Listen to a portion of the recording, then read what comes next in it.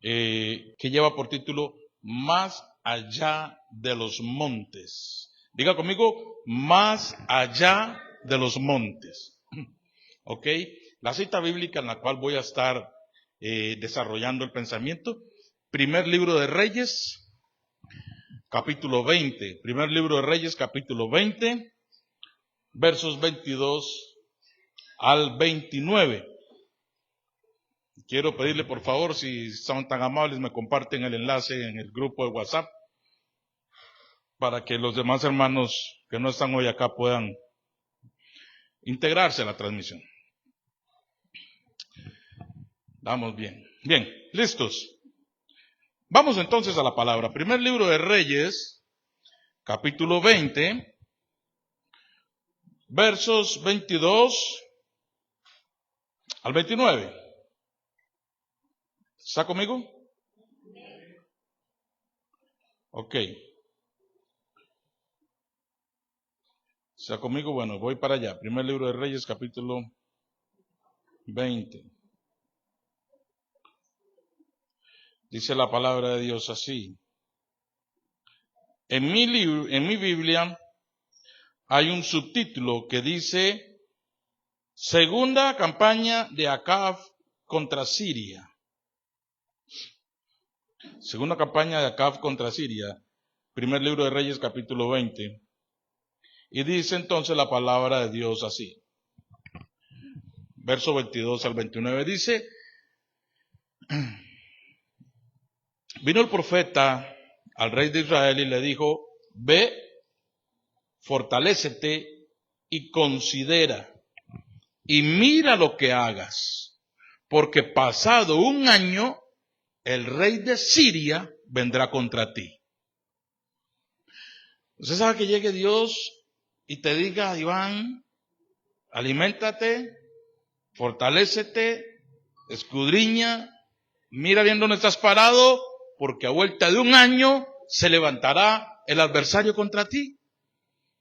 ¿Para dónde agarra uno, hermanos? ¿Dónde nos metemos? Pero quiere que le diga una cosa, Howard. Dios muchas veces nos ha hablado así. Él ha llegado a tocar la puerta y nos ha perseguido. Pero acá entonces encontramos nosotros que Acab ya derrotó a Siria una vez, pero el profeta viene y le dice, ve, fortalécete, prepárate, considera y mira, porque en un año lo vas a volver a enfrentar.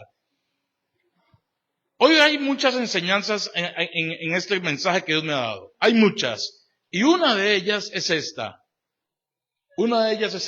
Y esta me la dio el Señor empezando yo en los primeros años con Él en un sueño que tuve con mi pastor. En el sueño mi pastor me decía,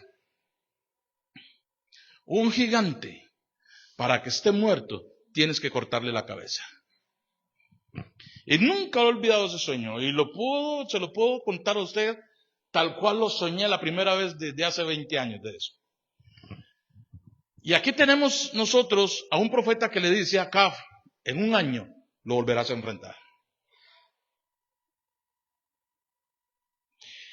Hay situaciones que uno cree resueltas, pero el enemigo, usted lo sacó por una ventana y se le mete por otra.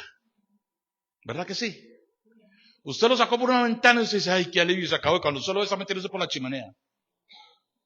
Ojo, continuamos con la lectura. Verso 23. Y los siervos del rey de Siria le dijeron, sus dioses, hablando del pueblo de Israel, le dicen al rey de Siria, sus dioses son dioses de los montes, por eso nos han vencido, mas si peleamos con ellos en la llanura, se verá si no lo vencemos. Haz pues así, saca a los reyes, cada uno de su puesto, y pon capitanes en lugar de ellos, y tú fórmate otro ejército como el ejército que perdiste. Caballo por caballo y carro por carro, y luego pelearemos con ellos en campo raso, en la llanura, en lo plano, y veremos si no los vencemos. Y el rey de Siria los escuchó y lo hizo así. Verso 26. Pasado un año, Ben-Hadad pasó revista al ejército de los sirios y vino a Afec para pelear contra Israel. Vino a Afec. Afec es un lugar. Los hijos de Israel fueron también inspeccionados y tomando provisiones fueron al encuentro con ellos. Y acamparon los hijos de Israel delante de ellos. ¡Oh, cómo se veían! Acamparon los hijos de Israel, estoy en el verso 27, acamparon los hijos de Israel delante de ellos como 2 rebañuelos de cabras. Alonso, el enemigo que tenían al frente era numerosísimo, que el ejército de Israel se veía delante de ellos como 2 rebaños de cabras. Imagínense. O sea, era algo terrible lo que estaban enfrentando. Vino entonces, en verso 28, vino entonces el varón de Dios al rey de Israel y le habló diciendo, así dijo Jehová, por cuanto los sirios han dicho, Jehová es Dios de los montes y no Dios de los valles, yo entregaré toda esta gran multitud en tu mano, para que conozcan que yo soy Jehová. 7 días estuvieron acampados los unos frente a los otros. 7 días. Y al 7º día se dio la batalla. Y los hijos de Israel mataron a los sirios en un solo día 100,000 hombres. Los demás huyeron a Afec, a la ciudad, y el muro cayó sobre 27,000 hombres que habían quedado. También Ben-Hadad vino huyendo a la ciudad y se escondía de aposento en aposento. Oremos. Señor, te damos gracias por tu palabra en esta noche. Gracias, Señor, porque tu palabra nos enseña a nosotros que tú eres un Dios poderoso, que no tiene límites, que no hay un hombre, que no hay nada creado, no hay nada material ni espiritual, no hay nadie superior que tú. Tú estás por encima de todo, Señor, por encima de cualquier circunstancia, por encima de cualquier ser creado, dentro y fuera de esta tierra. Te damos gracias, Señor. Espíritu Santo, derrama tu unción sobre mí, para que yo sea un instrumento aprobado, para poderle transmitir a tu pueblo el pensamiento que has puesto en mi corazón, para la gloria tuya, Padre, en el nombre de Jesús. Amén. Amén. Ok, los montes en la Biblia tienen muchas connotaciones, espiritualmente hablando. Cuando usted ve en la Biblia un monte, normalmente, ya sea pueblo de Dios o pueblo pagano, usaban los montes para levantar altares. Los famosos lugares altos eran los montes donde los pueblos levantaban altares para ofrecer sacrificios a sus deidades. Israel también lo hacía. Dios llamaba a sus profetas a los montes. En el libro del Éxodo usted va a encontrar muchas veces a Dios diciéndole a Moisés, sube al monte, sube al monte, sube al monte, sube al monte. Dios hizo subir al monte a Moisés y le entregó, y le habló primero y lo llamó en la zarza. Luego Dios hizo subir a Moisés al monte y le entregó el pacto. Luego Dios hizo subir a Moisés al monte y le entregó el liderazgo. Cuando se mostró en el monte, exhibió su gloria. Y así todos los profetas. Jesús, en el Evangelio de Lucas dice, y Jesús subió al monte a orar. Siempre los montes en la Biblia están asociados con conexión entre la cielo y la tierra. Ese concepto lo tiene bien arraigado los sirios en eso que acabamos de leer. Por eso le dicen al rey de Siria, le dicen, tranquilo, tráigalos al valle y en el valle no los comemos. Porque esta gente, el Dios de ellos, es Dios de alturas. Es Dios de alturas. Entonces, en el ámbito espiritual, los montes se asocian también con tiempos de crecimiento, fortaleza y seguridad. Ejemplo, cuando yo recién me convertí al Señor,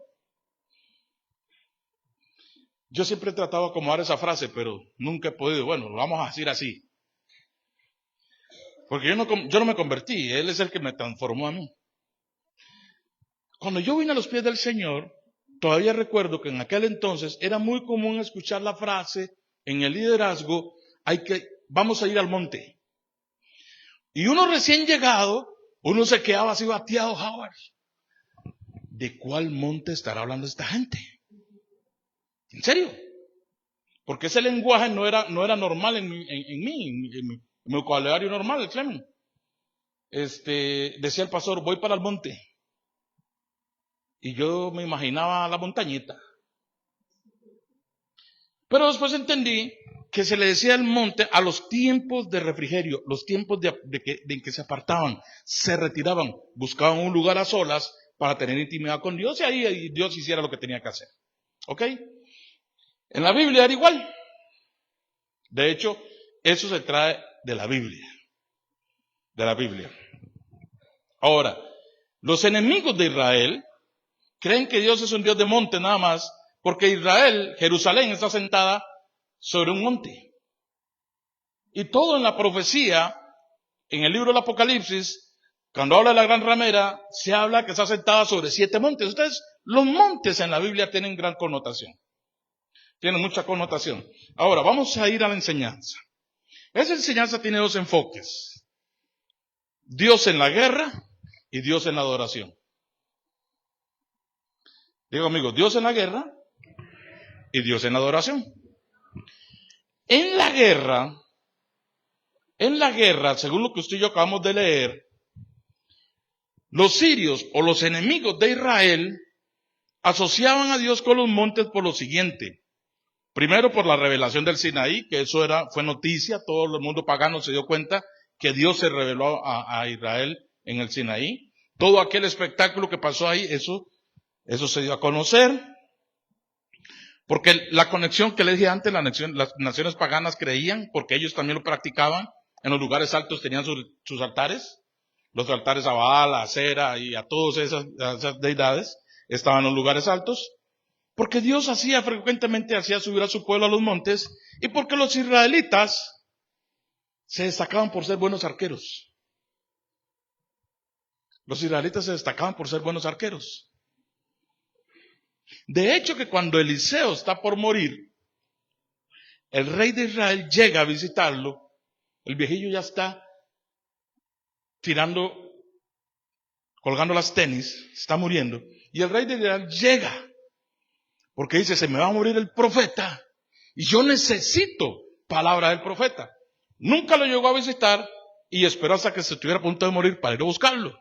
Bueno, pero eso es otra enseñanza.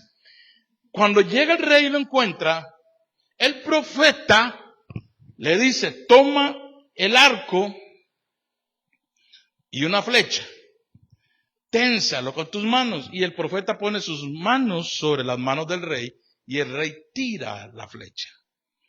Porque el arco y la flecha eran muy normales en la milicia israelita. En la milicia israelita. Entonces los sirios dicen, no, esta gente solo pelean en las alturas. Porque claro, desde las alturas ellos con los arcos y las flechas tenían mejor ubicación, estratégicamente hablando.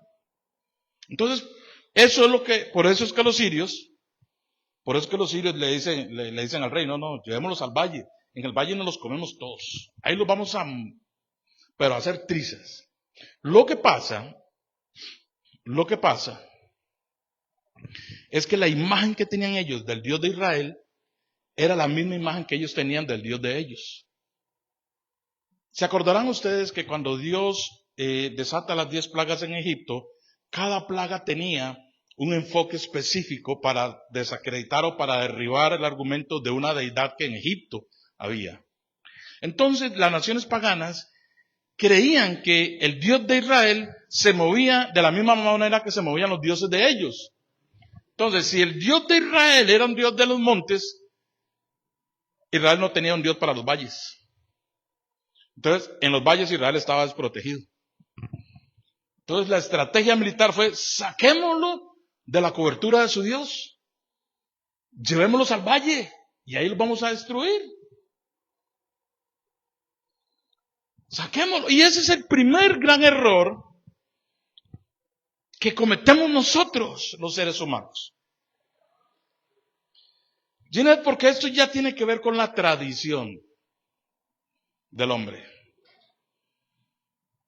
Porque el hombre cree, actualmente, en el siglo XXI, el hombre sigue creyendo que Dios solo se mueve en ciertos lugares específicos y a través de ciertas personas específicas. No. ¿Qué se va a mover Dios ahí? Ni Dios se mueve. Cuidado. El salmista, hay algo muy lindo que él dice: ¿a dónde voy a huir de tu presencia? Si voy a lo alto, ahí estás. Si voy a lo profundo, ahí estás. Si descendiere al Seol, ahí estás. Tu presencia lo llena todo. Pero este lenguaje lo desconocen los que no creen en Dios.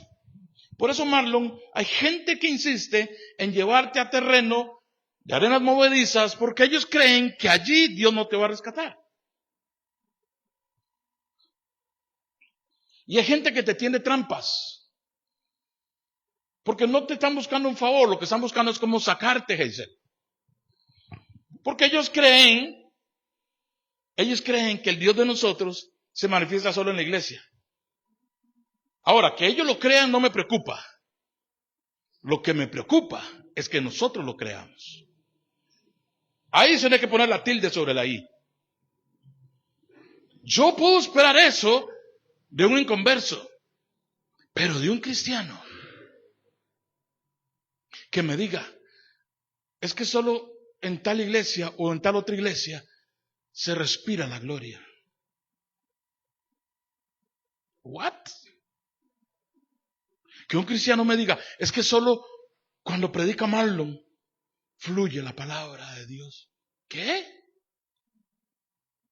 O sea que Dios está limitado solamente a usar X tipo de personas. O sea, Dios está limitado a ciertos lugares específicos. Sí me estoy dando a entender a dónde lo quiero llevar. Que este argumento de los sirios se ha filtrado todavía en el pueblo de Dios. La tradición, las religiones paganas, todos los musulmanes tienen que hacer por lo menos una vez en su vida una caminata a la Meca.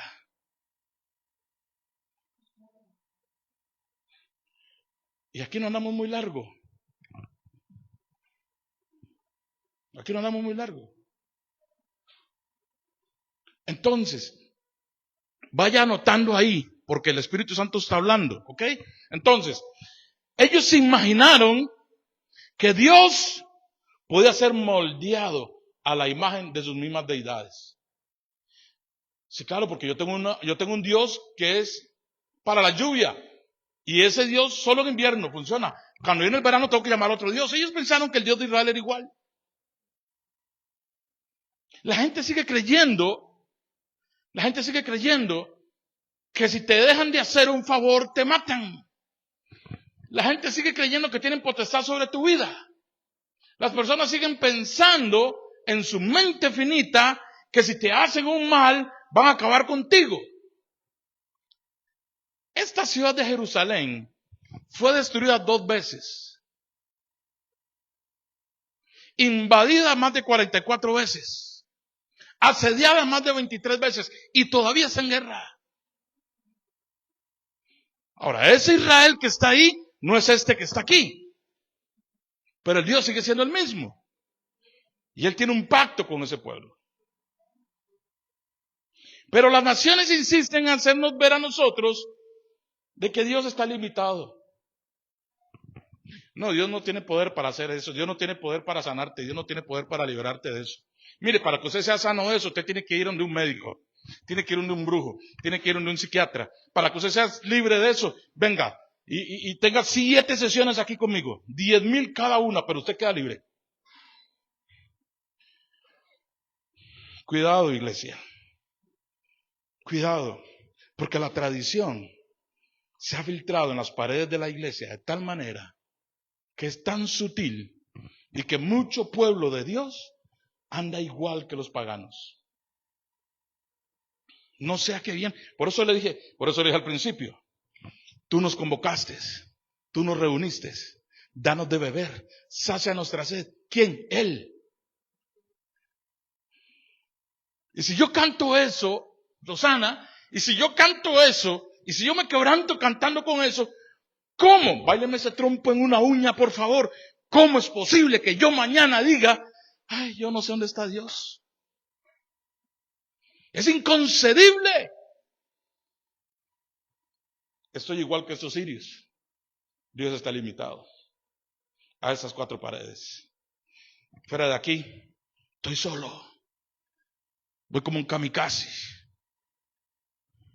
Soy Rambo 24 contra el mundo. Porque Dios no existe.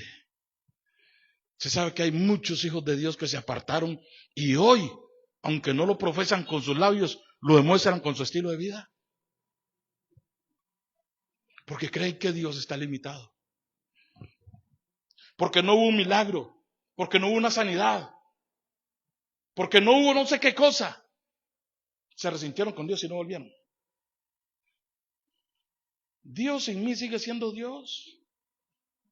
Aún más, antes de que yo naciera, desde la eternidad Él existe. Continuamos. Ahora,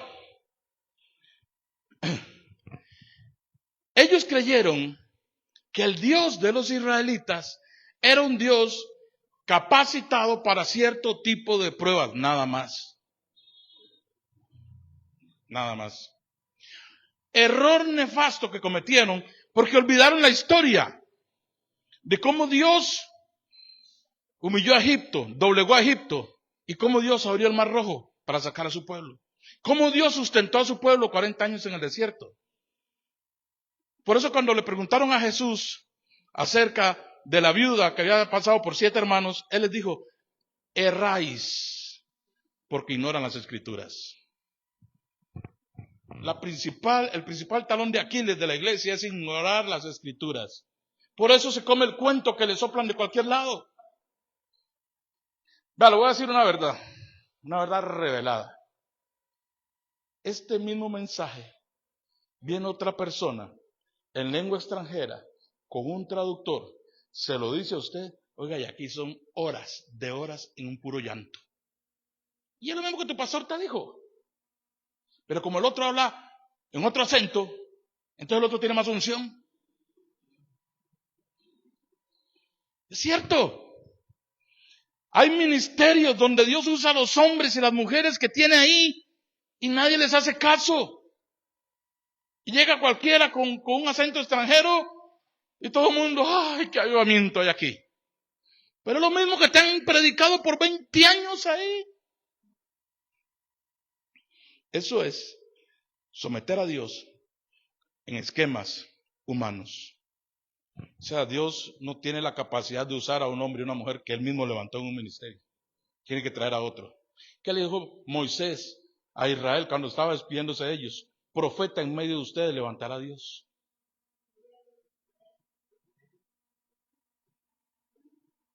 Y yo sigo creyendo. Profeta en medio de este pueblo va a levantar Dios. Y yo sé que así es. Yo sé que así es.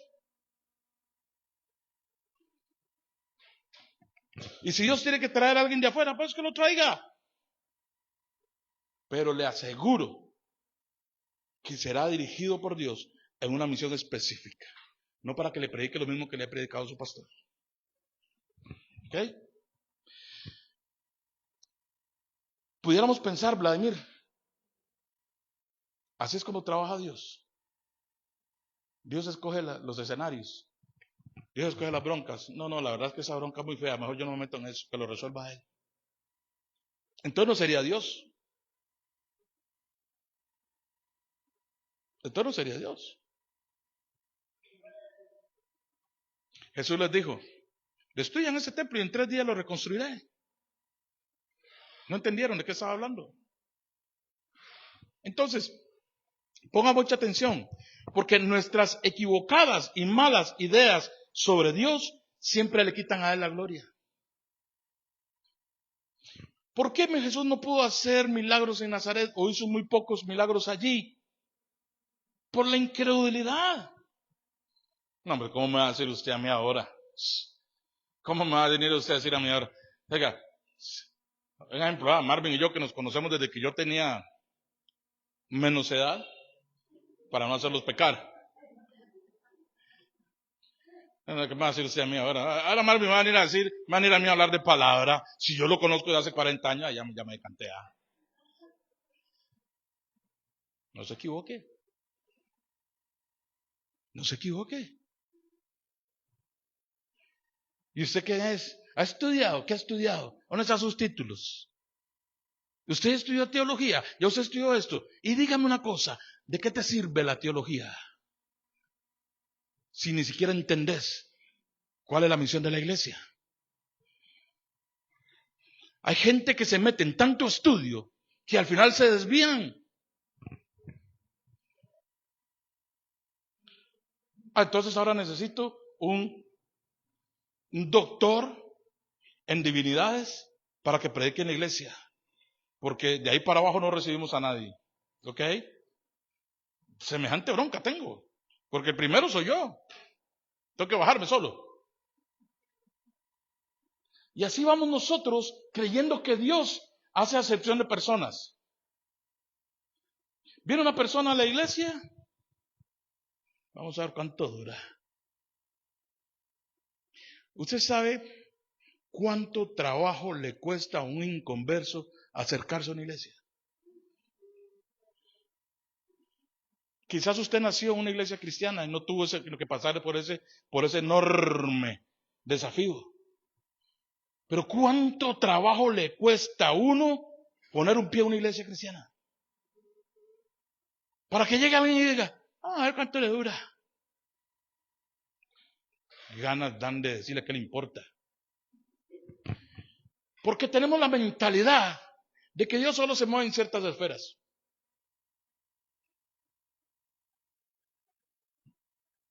¿Tiene línea apostólica? Ok, venga. ¿Tiene línea profética? Ok, venga. ¿Usted raso? No, espérese. ¿Serio, hermanos? Hay gente que creen que están montados en la cima del mundo y desde ahí gobiernan. Qué vacilón, ¿verdad? Escúcheme, volviendo al texto.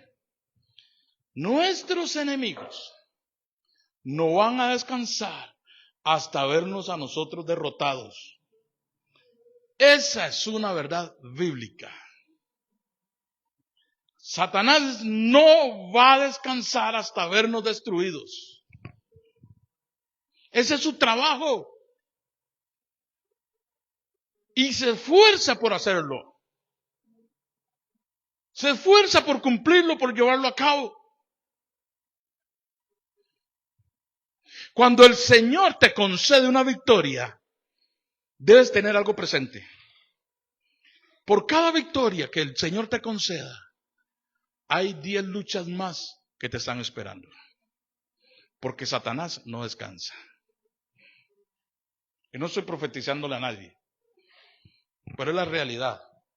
A la iglesia hay que hablarle verdad. Porque la llevamos dormidita a la iglesia, en almohadas de pluma. Y la llevamos ahí, venga mi chiquita, venga. Usted es la niña de sus ojos, usted es la creación, estás en el hoyo de la palma de la mano de Dios. Venga mi chiquita, nada, ni el frío ni el calor te van a afectar. Usted es una campeona, usted es una superpoderosa, usted es la prima hermana de bellota, de bombón, usted es lo mejor, usted es lo más preciado, y engañamos a la iglesia con esos mensajes. Y cuando se le aparecen los sirios en el valle, ¿qué?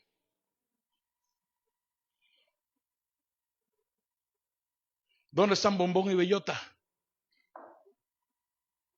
Desaparecieron. A la iglesia hay que hablarle palabra a la luz de la palabra.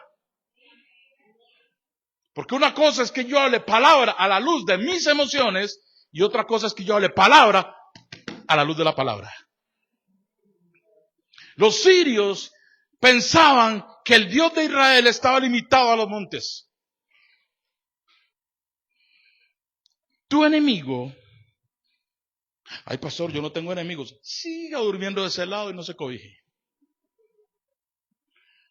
Pastor, yo no tengo enemigos, yo soy como un billete de 20,000, a todo el mundo le caigo bien. Siga durmiendo de ese lado y no se cobije. Tus enemigos están tramando, están diseñando, antes de que despierte el alba, están preparando una estrategia para hacerte caer. Te están tendiendo trampas. ¿Usted se acuerda cuando en los parques hacíamos las famosas trampitas que amarrábamos el zacate, y toda la gente cuando iba corriendo se tropezaba? Ay, aquí todos son angelitos, nunca hicieron una travesura. Es igual. Es igual. Ahorita usted y yo estamos aquí reunidos. Tu enemigo está detrás de esa pared, detrás de esa puerta, tramando a ver cómo te hace caer. Cómo te roba esa palabra. Y ahí viene la mala noticia. Y ahí viene la discusión. Viene el enojo. Viene la división para robarte esta bendición. Y la iglesia va de jupas y cae en la trampa.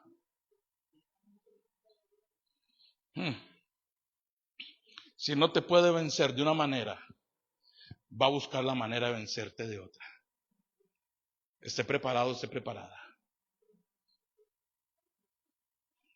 Prepárese, pellizquese. No lo voy a decir pellizque que está a su lado porque en la menos se saque el clavo. Pellizquese usted solo. Pellizquese usted solo. Y despierte. Cuando uno sale del vientre de la madre, ¿qué es lo primero que le hacen a uno? ¿Ah? Claro. Una nalgada. Diciéndole bienvenido a la vida real, bienvenido al mundo real. Se acabó el calorcito, se acabó la protección que tenías allá adentro, se acabó el suero que te daban allá adentro. Aquí, papá, te va a tocar sufrir. Ese es el mensaje que le dan a uno recién nacido. Imagínese. Desde recién nacido ya lo preparan a uno para sufrir. Jesús dijo, yo no vine a traer paz. Yo vine a poner a la nuera contra la suegra. ¿Y por qué dijo eso Jesús? Porque por causa de la verdad, que es Él, la gente se amotina, se pelea, se destruye, se difama, se ponen unos contra otros. Vaya, párese en el centro de la sala de la casa de su familia y dígales, así dijo el Señor, se acabó el café. En serio, se acabó el café. Y ve a ver si lo vuelven a invitar, ¿verdad? Nuestro enemigo piensa que la batalla es contra nosotros. Segundo error que comete el enemigo. Primero piensa que Dios está limitado. El segundo error que comete el enemigo es que él cree que la batalla es contra ti. Fernando, el problema no es contra usted. El problema es contra lo que usted carga.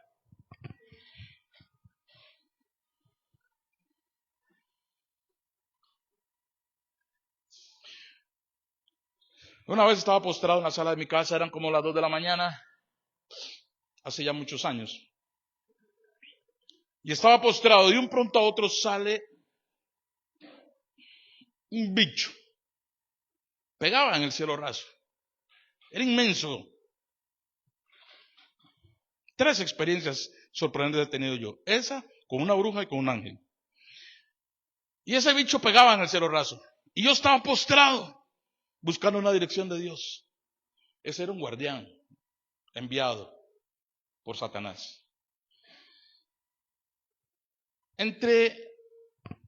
Voy a abrir mi corazón, ¿está bien? Entre el miedo y el valor, entre si me agarro o lo dejo, yo recuerdo que yo le dije al Señor, papá, yo estoy aquí buscando una dirección tuya. Y yo no voy a perder mi tiempo con este bicho. Así que ese es un problema suyo. Porque si yo me dedico a pelear contra este bicho, amanezco peleando y no recibo tu revelación. Y me volví a postrar y la figura se desvaneció solita. Hay formas de guerrear. Hay formas de guerrear. No todas las batallas espirituales se ganan de la misma manera. Eso es para el equipo de intercesión que estamos los miércoles, ¿verdad? Entonces, él cree que la bronca es con usted, Patricia.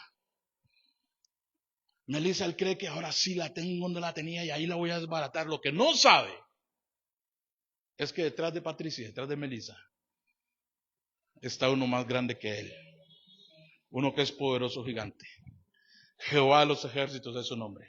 Él nunca ha perdido una batalla. Él va como poderoso gigante abriendo camino.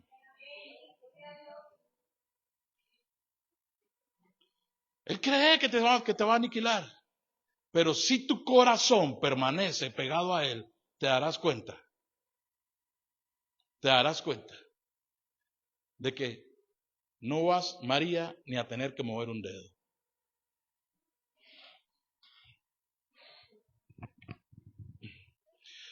Ahora entremos al campo de la adoración. Porque el Dios de los montes no se mueve solamente en la guerra, se mueve en la adoración. Otro error que la tradición nos ha impuesto es creer que los templos se hicieron para adorar.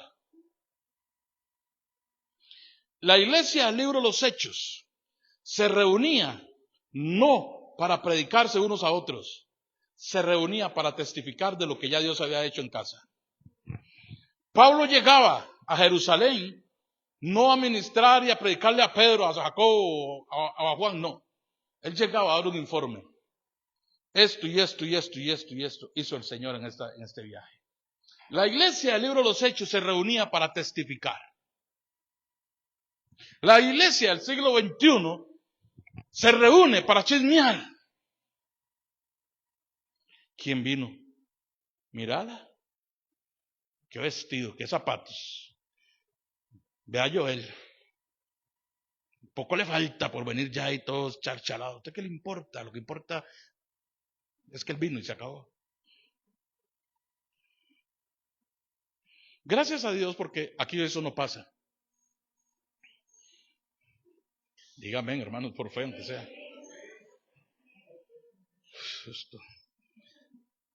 Nosotros tenemos que cambiar la mentalidad. Dios nos está llevando por un camino de avivamiento, un camino poderoso de milagros y cosas sorprendentes. Nosotros tenemos que venir acá a rendirle adoración al Señor, a presentar sacrificios de alabanza delante de Él. La adoración ahora está pasando un momento muy lindo. El domingo toda la iglesia metida en adoración, muy rico. Y uno puede sentir cómo la iglesia se está despertando en el espíritu para adorar a Dios. A eso es lo que venimos. Y este servidor para darle instrucciones hacia dónde vamos. Pero usted viene, pastor, viera lo que hizo el Señor esta semana en mi vida. Gloria a Dios. La semana pasada la hermana Isabel nos contó un testimonio en el grupo de intercesión, ¿verdad? De una sanidad sorprendente. Por una palabra que Dios soltó de aquí en este altar hace 22 días. Ella fue, lo puso en práctica y la sorprendió Dios. De eso se trata. Ese es el tema. Juan capítulo 4, verso 20 al 23, Jesús hablando con la samaritana, le dice, mira mujer, quédate tranquila. Quédate con tu monte si querés. Que Jerusalén se quede con su monte, porque te voy a decir la verdad. La hora viene y la hora es cuando ni en este monte ni en Jerusalén se va a adorar, porque los verdaderos adoradores en espíritu y en verdad es necesario que adoren, y el Padre tales adoradores busca. Entonces tengo un Dios que está por encima de los montes y una iglesia que adora más allá de los montes. Esa es la iglesia por la que Cristo viene. La iglesia que sabe que su Dios está por encima de los montes. La iglesia que sabe que su adoración está más allá de los montes, más allá de un edificio.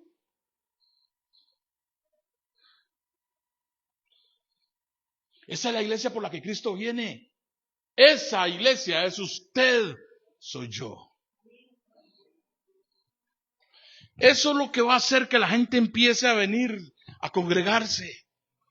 Cuando empiecen a ver en ustedes esa transformación. Porque la persona que vive una completa adoración 24/7, no es la persona que anda cante, que cante, no. Es la persona que en el espíritu, porque Jesús dijo, en espíritu y en verdad. La persona que en el espíritu, en su corazón, siempre sabe que en cualquier momento, en cualquier instante, papá, solo tú eres digno. Y que en cualquier momento se puede encontrar una persona necesitada, un consejo, una palabra, una sanidad, una oración. Venga, oremos, porque yo sé que mi Dios no está limitado a la iglesia.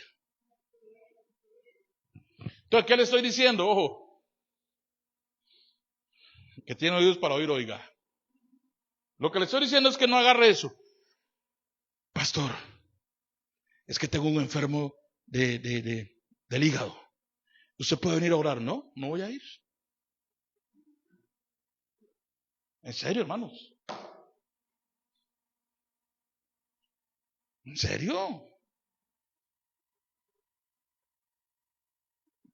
¿Qué ha venido haciendo Dios en su vida todo ese tiempo?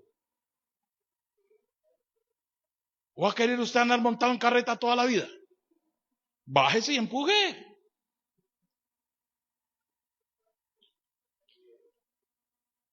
Sí. En usted hay palabra. Ni me vuelva a ver raro. En usted hay palabra. En usted hay adoración. Entonces, ¿qué es el miedo? ¿Por qué es miedo? Miedo al fracaso, miedo a la vergüenza, miedo a la... ¡Qué pelado! Ahora y no se curó. Siga tocando la puerta. La iglesia del tiempo final adora en todo tiempo y lugar. Una adoración genuina, una adoración espontánea, una adoración en libertad, una adoración con inteligencia, una adoración con entendimiento. Inteligencia y entendimiento es saber a quién estoy adorando y por qué.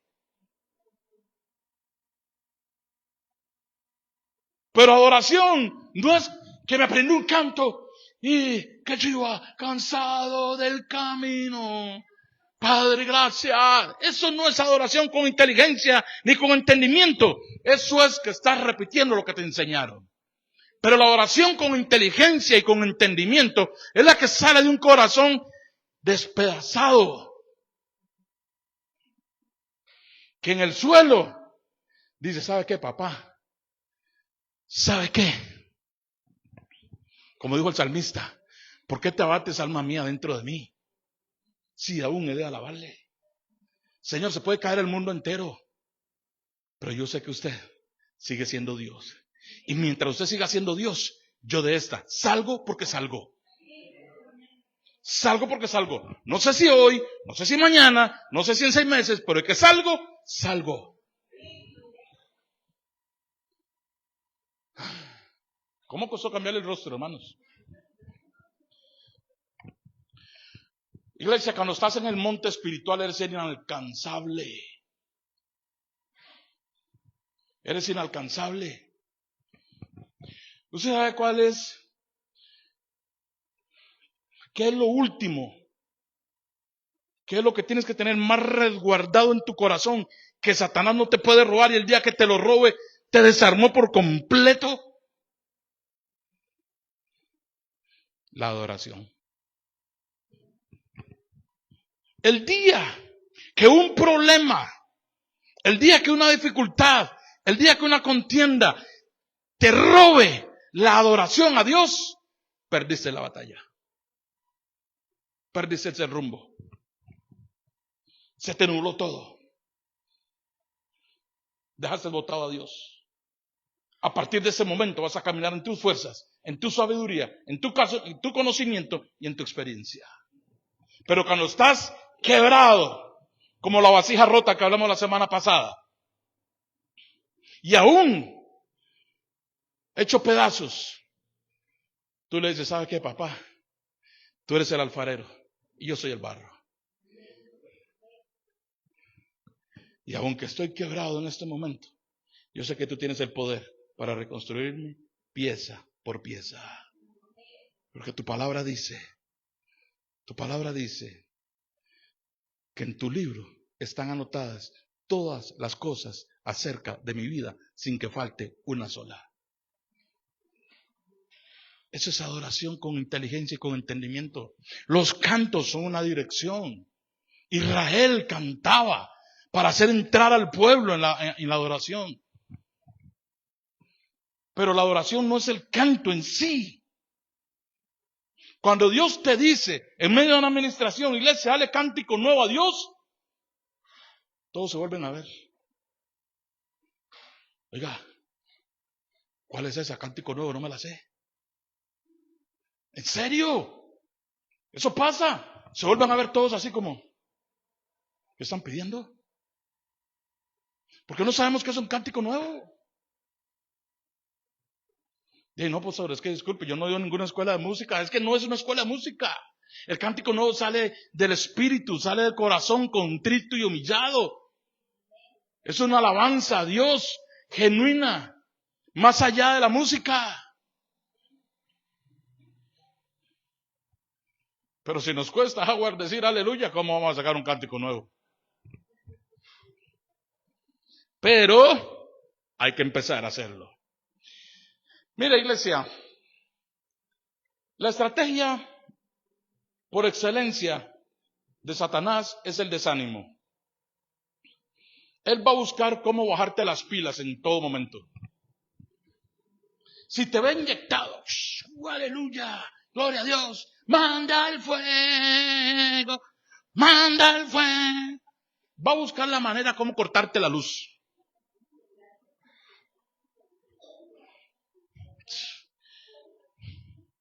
Pastor, es que ya yo estaba aquí un tiempo lindo de oración, pastor. Los cielos se abrieron, el fuego descendió, papá, pero ya no es que me llamaron que me van a cortar la luz, pastor. No tengo trabajo. Y le voy a decir lo que Dios le dijo a Moisés. ¿Y por qué clamas a mí? Usa lo que tienes. O sea, pongo el ejemplo del recibo de la luz, que es muy insignificante, porque pudiera poner un montón más. La pregunta de fondo es, ¿de dónde viene tu bendición? ¿Quién es el que te bendice? Dios seguirá siendo Dios, aún cuando hayamos bajado del monte. Cuando andemos en el valle de sombra y de muerte, ahí seguirá siendo Dios. Aunque ande en valle de sombra y de muerte, no temeré mal alguno. Dios sigue siendo Dios en los montes y en los valles. Él sigue siendo Dios. Termino con esto. ¿Me da tiempo? No, hombre, ya no me da tiempo. No me da tiempo de la conclusión. La termino el domingo. Pero lo que hemos visto hoy, la guerra y la adoración no están sujetas a un lugar físico. Dios sigue siendo Dios más allá de los montes. La iglesia tiene que aprender a adorar a Dios más allá de los montes. Es ser por la iglesia que Cristo viene. Por una iglesia que no está limitada a un espacio, a un horario, a una circunstancia. Es que no tengo ganas de ir a la iglesia hoy. Hay un video muy cómico ahí en la red social. Es un pastor que él en su juventud le dijo a la mamá, mamá, hoy no voy a ir a la iglesia. Le dice a la mamá, hijo, ¿por qué? Dice, no tengo ganas. Ok, perfecto, no tiene ganas. Entonces le dice él, entonces no puedo ir. No, sin ganas, pero vas a ir. Porque con ganas todo el mundo va. Así es. Le dice, no, sin ganas te alistas y te vas. Porque eso es lo que Dios ve. Pero con ganas, todo el mundo va.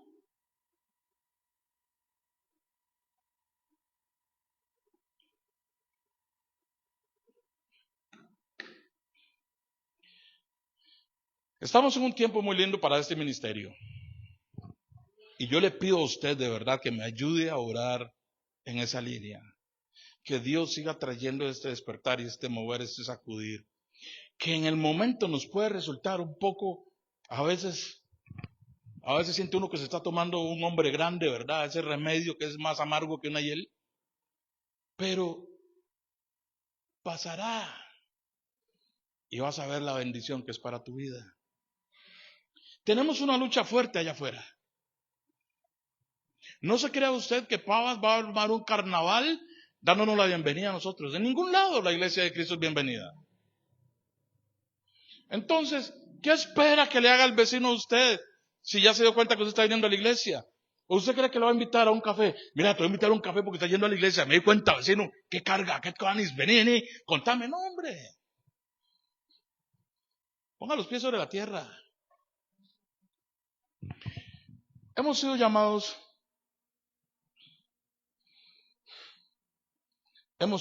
a gobernar, ¿cierto? El plan original con Adán siempre fue gobernar y sojuzgar. Con la caída, Dios estableció otro elemento, que para gobernar, ahora yo tengo que conquistar. Ahí está Israel. Le ofreció la tierra prometida, le dijo, esta es la tierra que les voy a dar, sí, tierra que fluye leche y miel, sí, pero la tienen que conquistar. ¿Por qué? Porque yo no puedo gobernar si antes no he conquistado. Solo se gobierna donde se conquistó. Y conquistar no es dar órdenes. Una autoridad no se conquista con gritos. La autoridad no se impone, la autoridad se conquista. Por eso los padres en el hogar tienen que ser muy sabios para educar a sus hijos, más cuando están adultos. Porque lo que puedes hacer es provocar el efecto contrario.